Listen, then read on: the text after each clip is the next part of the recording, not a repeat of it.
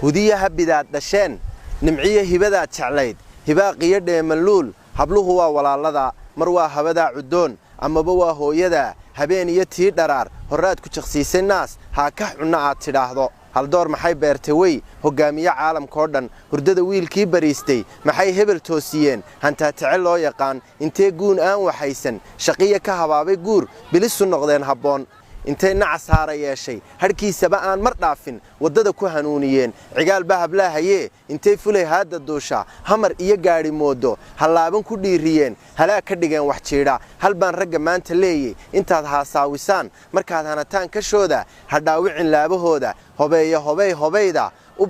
u hees sida ruux dhalaana macaan iyo huuna baby u badi hadalkiisa toosan ilaashada hoy xabuubka hanfada yeelkii halmaamay hacool loo sheegi maayo halkay kaa xigaan haweenku hawaa ka timaada jaalle hadhac iyo waa hadhqoodaar midhaha hoobaantu buuxdo haraad iyo gaajo biya hablaha Soomaaliye hantiye dhaqankeenna suuban ninkii helaba hirgelaye haweenka allow cise